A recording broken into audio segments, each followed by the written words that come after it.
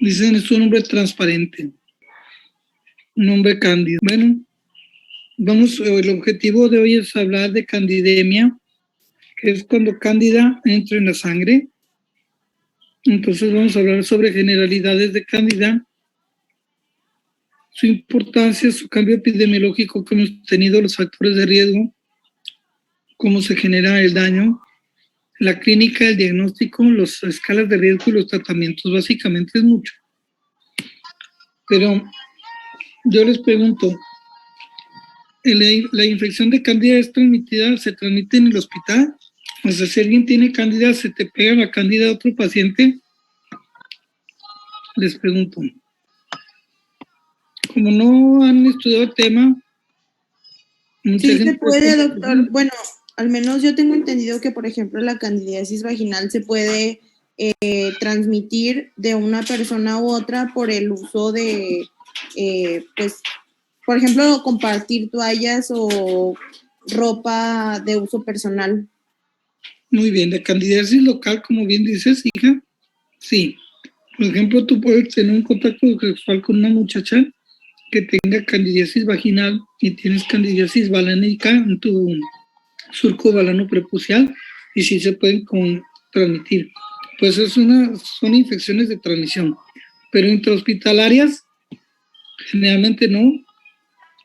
Lo que pasa es no, la respuesta es no, la candidemia sobre todo, porque cándida en realidad es parte de la flora normal que tenemos. ¿Quién me dice dos partes importantes donde haya cándida? Normalmente como flora normal. ¿Quién recuerdan?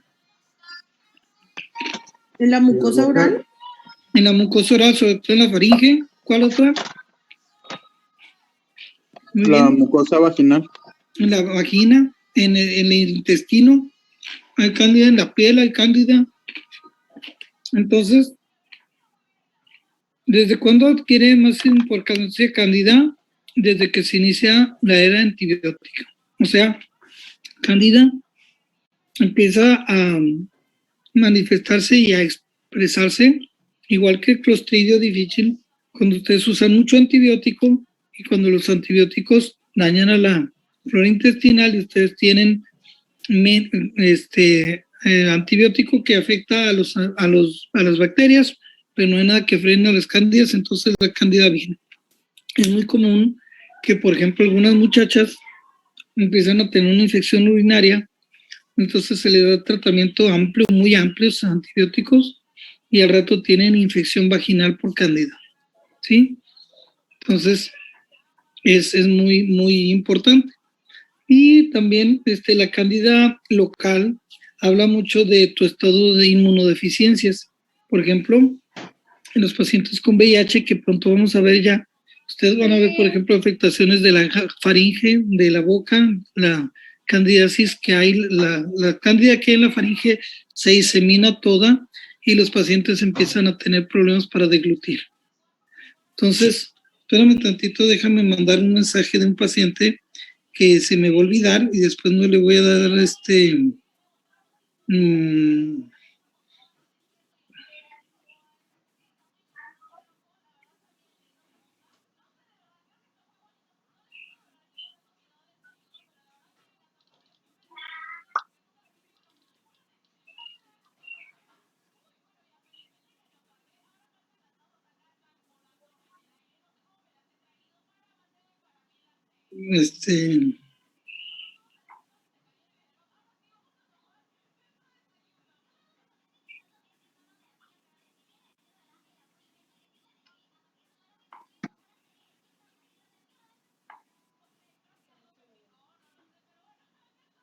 Ok, entonces cuando empiezan ustedes a hacer disrupción, las cándidas son un problema. Cuando empieza la inmunosupresión grave.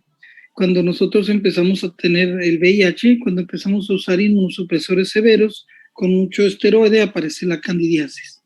En los pacientes que tienen inmunodeficiencia, por ejemplo la diabetes, aparecen las cándidas locales. Hoy en este tema vamos a hablar sobre cándida que entra a sangre. Entonces, cándida que entra a sangre es un gran problema de salud.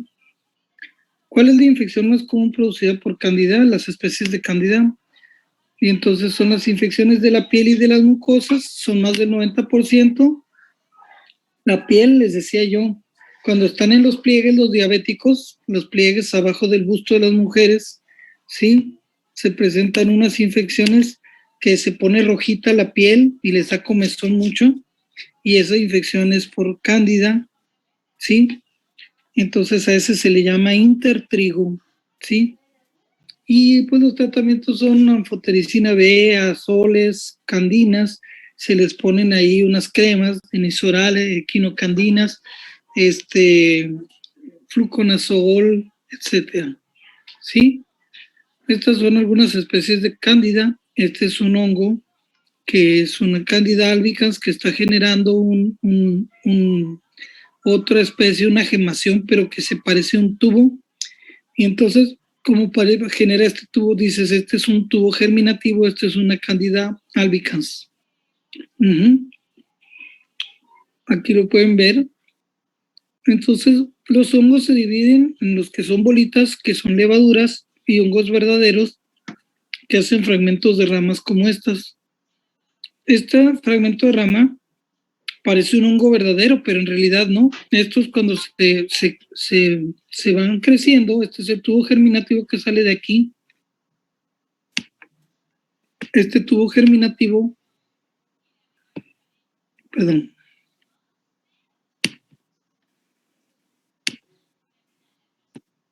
Esta cándida está generando un tubo germinativo hacia varios sitios y este tubo germinativo habla de que es una Candida albicans. Estos son los hongos verdaderos, son ramas, no hay levaduras, estas son levaduras. Ok, entonces, ¿de dónde vienen, por ejemplo? ¿De dónde puede entrar la cándida a la circulación? De infecciones en los ojos, de infecciones en la faringe, de infecciones en tejidos, algunos tejidos en pulmón no tanto, ahorita les voy a decir por qué, pero en el vaso sí, en el hígado sí. Órganos de afectación, perdón. El pulmón, sobre todo en los pacientes que tienen cáncer muy avanzado. Hay una endoftalmitis, unos abscesos pulmonares infecciosos a veces, pero solo cuando el paciente está sumamente inmunocomprometido. En los riñones, en la vejiga hay candidiasis. Hay candidiasis intravascular, lo que es lo más preocupante en la candidemia. Y aquí ven ustedes la cándida colonizando el intestino con levaduras y los tubos germinativos. Entonces, generalmente ustedes tienen en una cirugía de un paciente, aquí ven pacientes que tienen una candidemia que producen inflamación del peritoneo porque tuvieron una fuga en el sitio de anastomótico y como cándida es parte de la flora normal, sale del intestino y produce una peritonitis y de ahí se puede absorber y tener una candidemia. Pasan a la circulación y en la circulación todos estos puedes tener aquí. Es un gran problema, ¿eh? ¿Por qué es importante hablar? Existen otras especies de cándida, nosotros hablamos siempre de Candida albicans, pero existen otras cándidas que son bien importantes. Sí, la respuesta es sí. Y las especies de cándida otras, aparte de la Candida albicans, que es, por decirlo así, la menos malandra, pero mata gente. ¿Cuáles son la causa de esas cándidas? El uso excesivo de azoles, ¿sí? Y generas especies que no sean cándida, que generalmente son resistentes a los azoles, como el fluconazol o el itraconazol o el ketoconazol. Entonces, esta, por ejemplo, es una Candida krusei. Ustedes ven que no, la levadurita es, no es tan redonda y tiene una forma larga con las formas de tubo, pero en realidad son levaduras. Esto es un pseudomicelio, pseudohongo. Esta, les voy a poner una Candida glabrata, que hace pura levadura, no hace formas de pseudomicelio de hongo. Y este cambio epidemiológico. Entonces, ahí conocían ustedes al menos estas dos que son de interés porque tienen resistencia a los fármacos que damos comúnmente. Candida krusei, súper importante, y Candida glabrata, súper importante también. Uno es que esta candida es malandrina, pero es muy poco, es menos frecuente que la otra. El cambio epidemiológico, aquí pueden ver ustedes, diagnóstico de candidiasis invasiva en la terapia intensiva. Y cuando ustedes ven esta, ven que de los estudios que han ido recientemente, Candida albicans no llegan ni, o sea, han ido disminuyendo menos del 50% y las otras han ido aumentando. Aumenta la Candida tropicalis, que todavía le das con fluconazol, ¿sí? La parapsilosis, que es importante y se relaciona con los dispositivos de plástico. Hay una nemotecnia, parapsilosis empieza con P, y el plástico de los catéteres que pone uno, que son generalmente de plástico, no son de fierro. La Candida glabrata, la Candida krusei, que es escasa, la Candida krusei, perdón, es la menos escasa, la más escasita, y otras especies de Candida. Vienen otras nuevas que son la Candida auris, que se descubrió hace unos 4 años, gravísimos los casos de eso. Entonces aquí en este tiempo, 2015, estábamos hablando de las especies de Candida en porcientos del número de casos según las áreas geográficas que hay. La Candida albicans andan en un 50%, pero el otro sigue en la parapsilosis, la Candida glabrata, la krusei, un porcentaje muy bajo, es muy malandrina. La Candida tropicalis, hay disminución en la Candida albicans y un aumento en especies no Candida no albicans, ¿sí? ¿Por qué? ¿Qué tiene para qué ver esto? Este es un estudio en España, es Candida parte de las micosis invasivas. Entonces, sí, es una micosis que te puede invadir, invade el torrente circulatorio, ¿sí? Entonces, es una infección por hongos que puede producir micosis invasivas. Anótenlo, pues, te puede matar. Vamos a ver ahorita qué lugar ocupa la candidiasis invasiva entre las micosis profundas. O sea, candidiasis que entra a la circulación entre las mucosis que son no de la piel, sino que están profundas y además afectan la circulación. Se van a sorprender con esto. En este estudio, desde entonces, teníamos una incidencia muy alta de casos por 1000 de las especies que hay de los hongos. ¿Cuáles son las especies? Dice, infecciones micóticas invasivas o dice, infecciones por hongos invasivas en la Bahía de San Francisco. Este estudio lo hicieron pensando que el más común iba a ser la histoplasmosis, porque en San Francisco hay mucho murciélago, y se encontraron que el número de pacientes con más de un aislamiento fueron estos, y la tasa de más frecuente, bicho encontrado, vean ustedes las especies de Candida, las albicans las más frecuentes, las no albicans 29%, lo siguen los criptococos, los coccidioides, las pergilus 23% y 21% la histoplasmosis. ¿Sí? Ese es un estudio muy viejo, pero vean estos que vienen aquí, bueno, es lo mismo, la candidiasis en esta área de los 70, según en la Bahía de San Francisco, en los 70-76, en el 80-82 y luego del 92 a 93, vean cómo aumentan los porcentajes. ¿Sí? ¿Qué letalidad tiene la candidemia? Cuando hay cándidas en sangre, ¿qué letalidad tiene? Es altísima. Miren, hace unos 6-8 años me habló un amigo y un neonatólogo. Dice, oye, Barbachano, ¿me ayudas a ver un paciente? Es que fíjate que le dé a la niña una cándida en sangre. Me dije, sí, pues quítale las invasiones, todos los catéteres, cámbialos y metele fluconazol. Sí, ya le inicié fluconazol.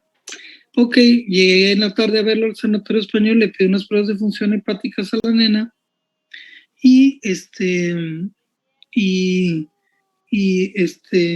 al otro día nos reportan las pruebas de función hepáticas, estaban elevadas las enzimas hepáticas. Dije, ¿sabes qué? Trae toxicidad por fluconazol, vamos a darle anfotericina B, pero una anfotericina especial para no dañar al hígado ni al riñón. Y excelente, respondió el hígado y el riñón se puso bien, se le quitó la fiebre a la nena y todo. Tristemente los fármacos son tóxicos. Bueno, mortalidad, vean esto. Esta es una revisión, o sea, repensar cuáles en estos pacientes que fueron pacientes casos controles, en una serie de casos y controles, 108 pacientes en cada uno, los pacientes y los controles, y ven, por ejemplo, la tasa de letalidad que hay en las candidemias, y luego ven los pacientes que mortalidad por candidemia, los que tenían candida en sangre es 38 a 49%, y es mayor que pseudomonas, que es un 33%. Entonces, los pacientes que tienen cándida en sangre, colegas, cuando ustedes detecten una cándida en sangre, tienen una probabilidad casi del 50% que a su paciente se le muera pese al tratamiento. Si lo retardan, el tratamiento les va peor. Entonces, en esta mortalidad en especies de cándida, vean ustedes la cándida glabrata, la cándida krusei, la tasa de letalidad altísima, la cándida tropicalis altísima, cándida glabrata, cándida albicans. Ustedes dicen, bueno, los no albicans, estas son las no albicans, estas son las albicans. De 4 se muere 1, pero aquí en cándida glabrata casi se mueren, de 4 se mueren casi 2. Cándida tropicalis se parece mucho a albicans. Cándida krusei se mueren de 4, se mueren 3, de 3 se mueren 1, perdón. O sea, está altísimas las tasas de letalidad. Entonces, deben saber cuáles son los factores de riesgo que conocemos para desarrollar candidemia. Pues uno les dije ahorita, ¿qué factores de riesgo hay? ¿Cuáles les dije para que se desarrollen las cándidas, muchachos? ¿Quién me repite 1 o 2? Inmunosupresión. Inmunosupresión, muy bien. VIH. VIH, muy bien. Uso de esteroides. Cirugía del abdomen cuando hay fuga, es en peritonitis, y uso excesivo de antibióticos o uso excesivo de algunos antifúngicos. Entonces vamos a ver, son un chorro, miren.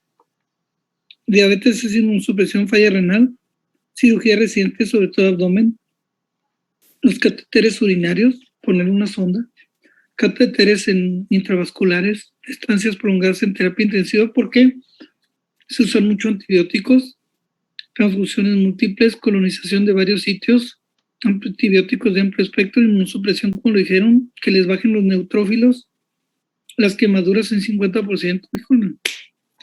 Cuando rompen las barreras del tubo digestivo en una cirugía, cirugías abdominales grandes, cirugías del tracto urinario en presencia de candiduria, traumas mayores, nutrición parenteral, sobre todo Malassezia furfur, es un bicho que entra sobre todo cuando les dan nutrición parenteral.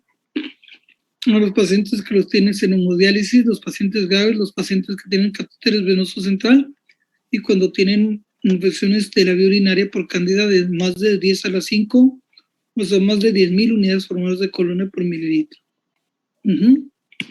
Entonces, ¿cuál es la patogenia? Tienes una colonización en las mucosas, con un factor de riesgo empieza aquí, diabetes, quemados, neutropénicos, antibióticos, proliferan, la proliferación afecta la mucosa, hay invasión, microinvasión vascular, múltiples antibióticos, accesos vasculares, nutrición parenteral, estancia en terapia, colonización por cándida, falla renal y cirugías amplias de abdomen.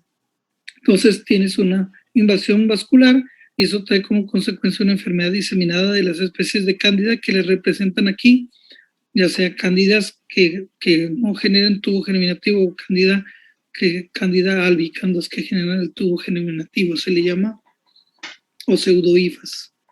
Entonces, es lo mismo, ya no vamos a hacer énfasis en eso, se van a confundir más.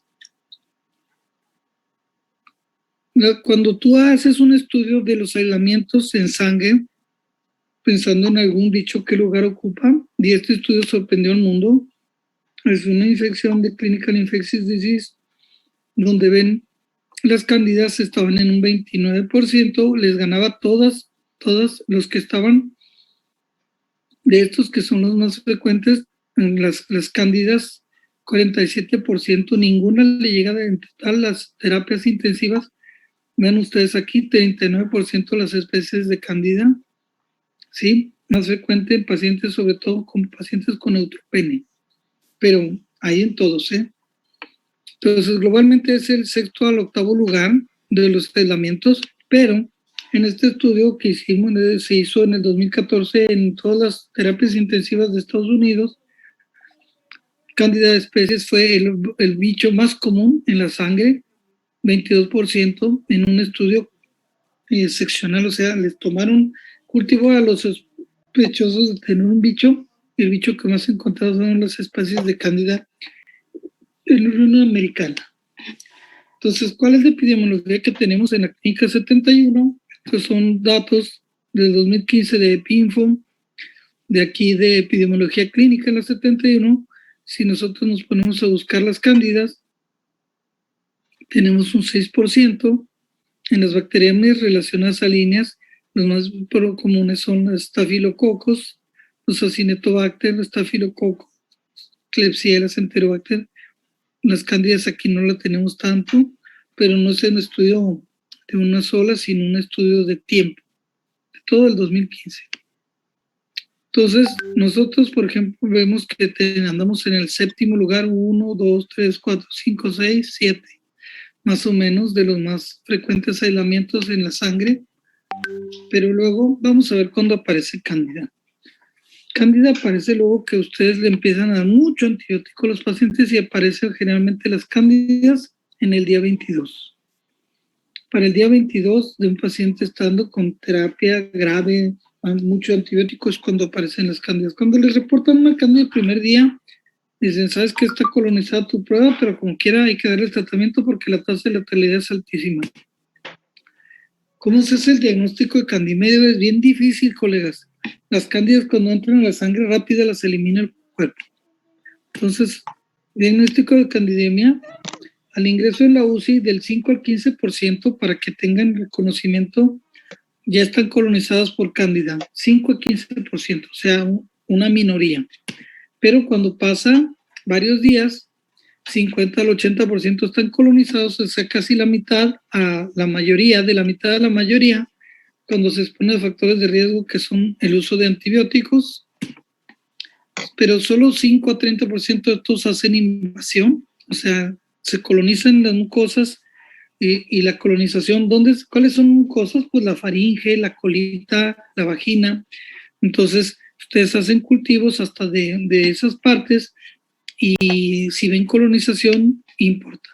¿Cuál clínica? Generalmente no hay datos que diferencien entre una infección por cándida o una infección nosocomial.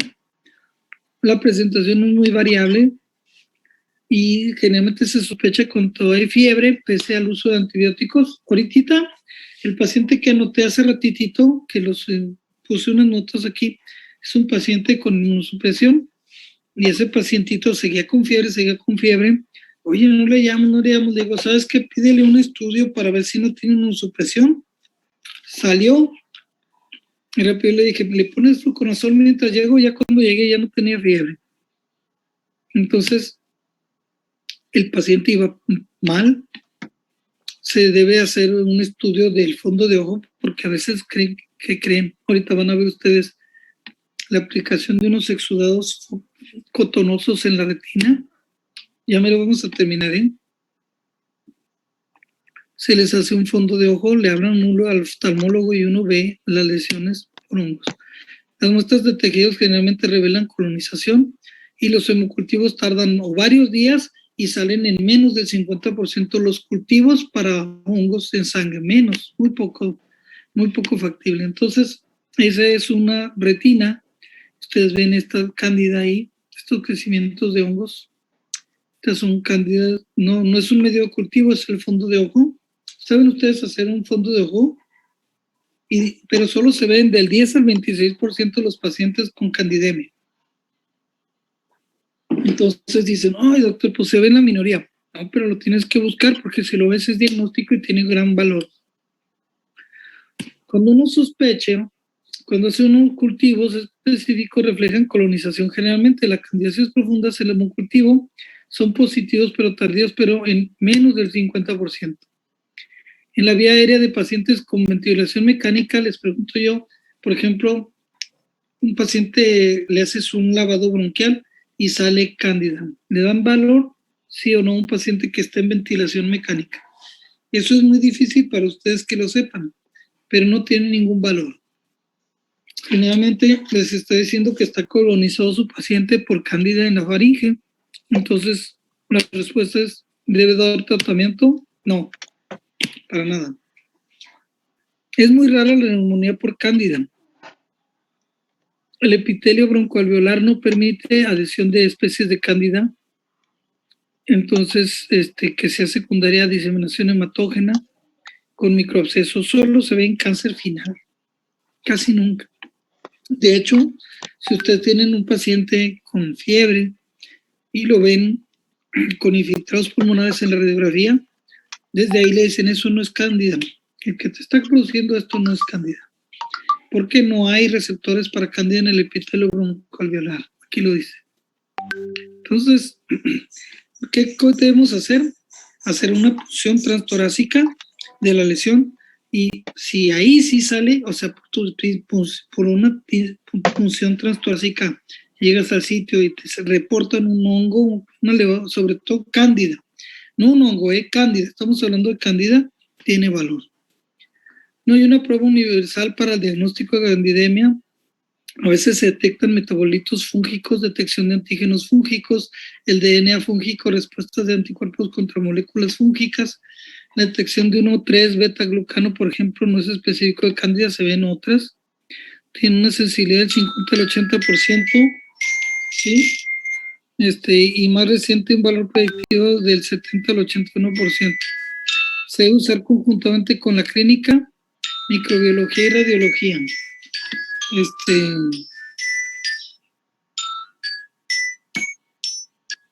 Hermanita, espérame tantito, ¿estás mal o estás bien?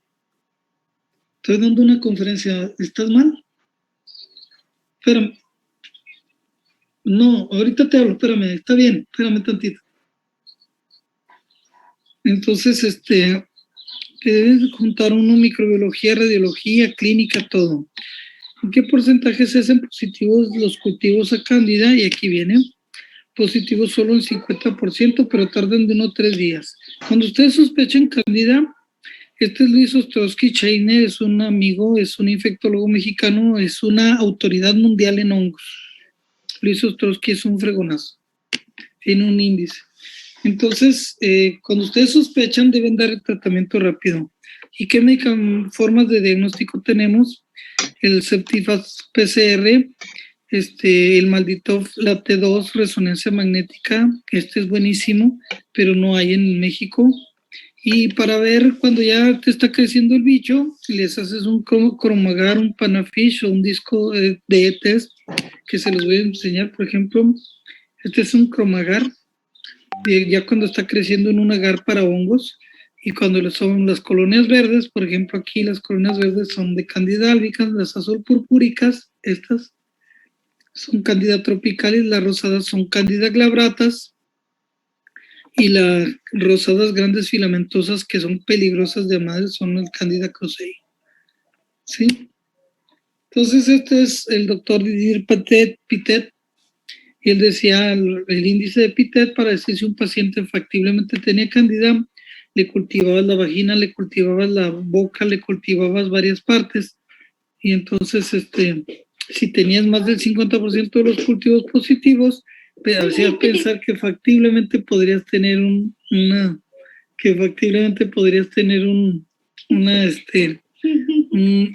infección por cándida, ¿sí?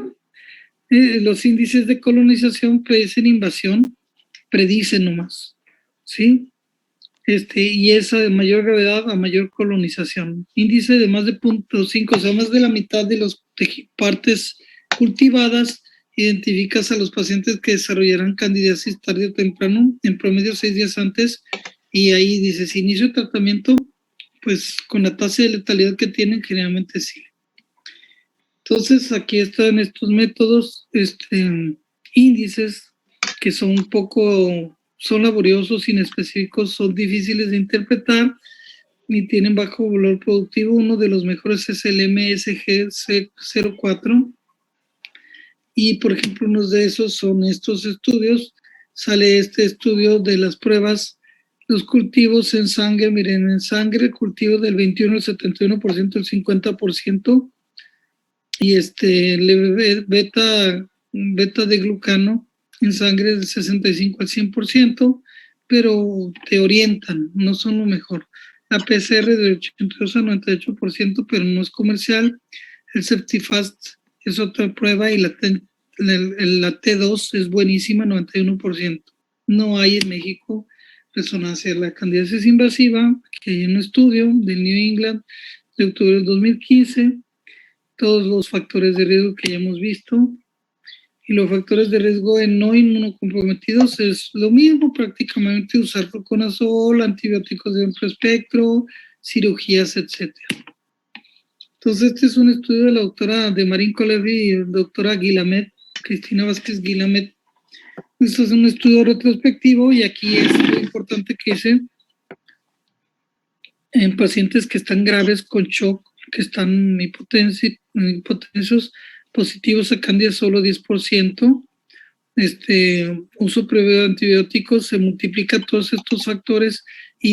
Pero el más importante es que si ustedes tienen pintado el pulmón, desde ahí dicen no es Candida. Aquí se los voy a enseñar. Entonces, si ustedes tienen, por ejemplo, el pulmón manchado, sucio, y dicen, mira, parece que es el pulmón, le restan 6 puntos, y con esto dicen, o sea, de hecho, cuando ustedes tienen mucha lesión pulmonar, que atribuyen a eso la sepsis, dicen no es por Candida. Pero tienen un valor alto, más o menos de 87% de especificidad, no buena, no es lo máximo. Viene aquí la T2 luego, las pruebas de T2, el diagnóstico en la terapia intensiva, valores predictivos de índices de colonización de epiteto, Candida Score, y las reglas de predicción. Todos tienen diferentes, algo muy difícil. Esta es la prueba de T2. Les digo que da una sensibilidad más o menos del 90%. ¿Sí? Entonces, ¿qué es mejorazoles? Anfotericina B o equinocandinas. Entonces, tristemente, nosotros empezamos a utilizar estos en los 50s y luego vinieron el boom de los itraconazol, fluconazol, ketoconazol en los 80 y en los 90s, y hoy tenemos que usar estos caspofungina, micafungina, nedilafungina y poriconazol, isabuconazol, etcétera, los más nuevos. Entonces, si ustedes se tardan en usar el fluconazol, por ejemplo, impacta en la mortalidad. Si ustedes, por ejemplo, tienen un paciente, hacen el cultivo, tienen un 15% de mortalidad, pero si ustedes la piensan, hacen el cultivo pensando en una cándida y le dan el tratamiento después de 3 días, sí. Si ustedes inician un día, si ustedes usan después de 3 días, casi la tasa de letalidad es de 400, aunque hayan utilizado el fluconazol. O sea, que cuando hacen el cultivo, ¡pam!, denle y tienen una tasa de letalidad del 15%, si es el hongo. Entonces, tristemente, las especies de Cándida que son susceptibles a fluconazol están bajando y tenemos 2 problemas. Cándida glabrata, vean la susceptibilidad al fluconazol, 39%. Vean las cándidas de Crusade, ¿cuántos responden a fluconazol? 0%. O sea,